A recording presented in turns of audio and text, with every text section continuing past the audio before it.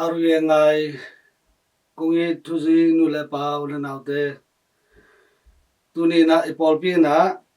Maria pasiani nu aswani boy hongbol saki tuni le somni le gu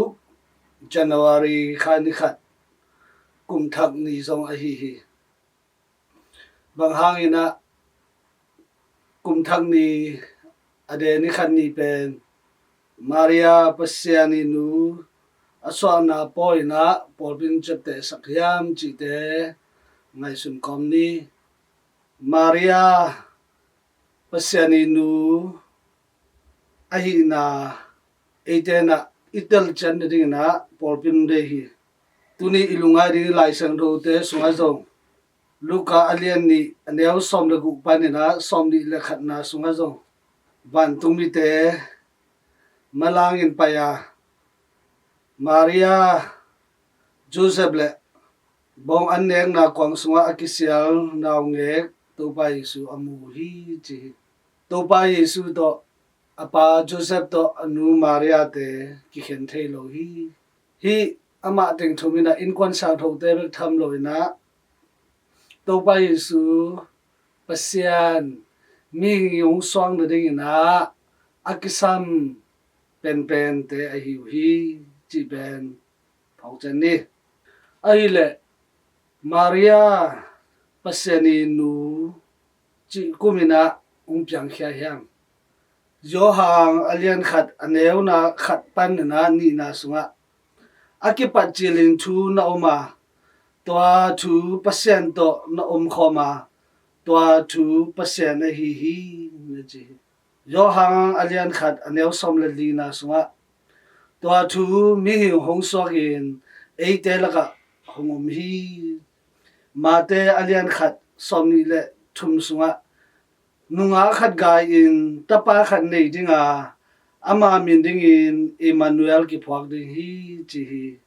Emmanuel khian na in eite to pasien khom hi achi na hi na chi lai hi yo hang alian ni aneu khat pan thum na sunga kanan mo poya Yesu nu zong twa poya awm hi chin again hi sol tak alian khat som le li na sunga zong numeite Yesu nu Maria le Yesu nau te to thungen khom ding in aki khom zel hi na chi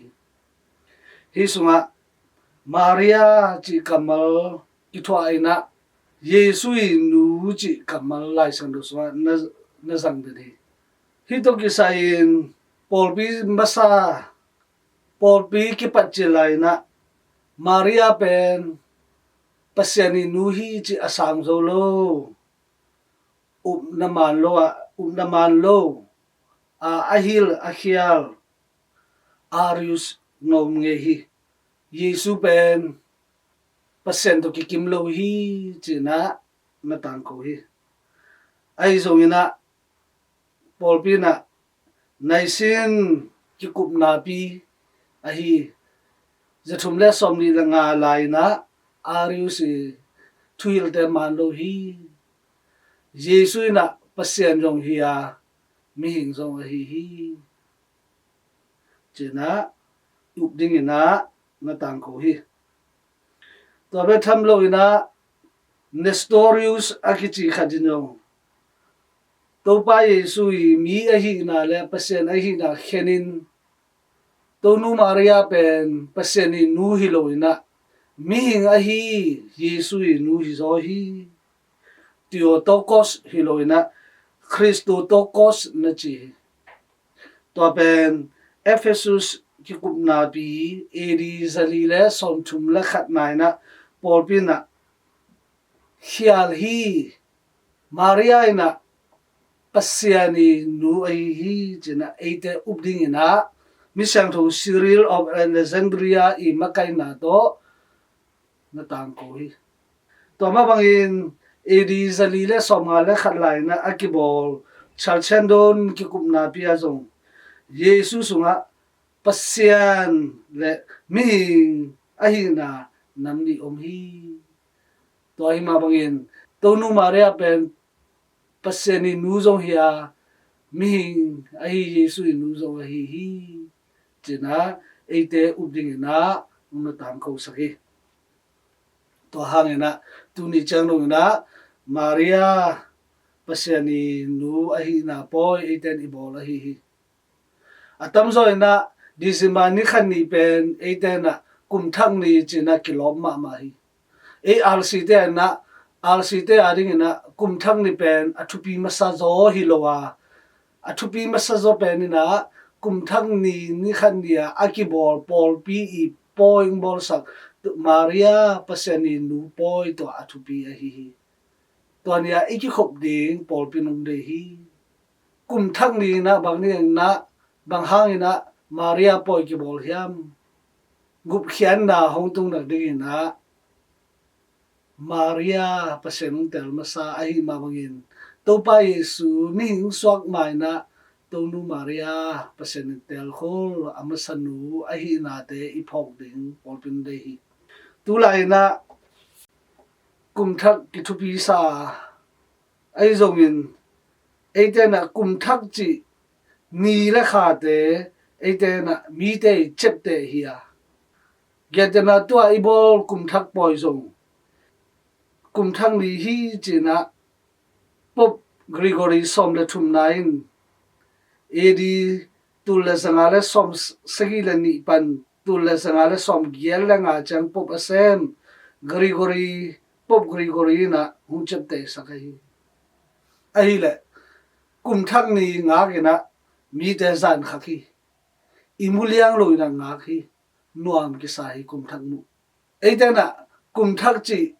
imu khak hamphai ki sai hem nuam iki sai hem ai le bangai hampha ki sai hi hem nuam sai hi hem chi zo iki ngai su ding pita lai khang ani ni na alian thum aniaw gen na sunga topa ni ni khat le kumtul khat le ni khat akilam dang lon na umlo hi na chi eitena kumle ni khate bek ki khel sak loina kumthang ni ina eite zo iki khel ding pol khatena kumthang ni chang ki khel ding zuna no lo ding pasien langa ki peding chi khawna ama tele ma te kam cham bol hi hoi ai zongina kumthak da hiloina nisim ina jingsang musak pasien tunga lungdam ko mina jingchang chino loina tuni pasien kanun tang na ong piak hun sungina pasien ni langa ka ki khel ding thupi hi ka ki khel ri hi chi lungsim inai ding to thupi zo hi tu kumthak sunga eite ina semna te a mapai do pai na te to pa sen pya in chiram na te ong peta hen leitung bu ba jong kilem na te sem ta hen in kwan ki boy na sung ta jong kilem na te omin Yesu pen kilem na kumpi pa hi china Yesu Maria Joseph te in kwan bangin kumthak ni a ki panina inun tak jong de han cham ni I han cham ma bangin jong inun tak pi zo ni na khatcha tunga to pa senin thupang peta hen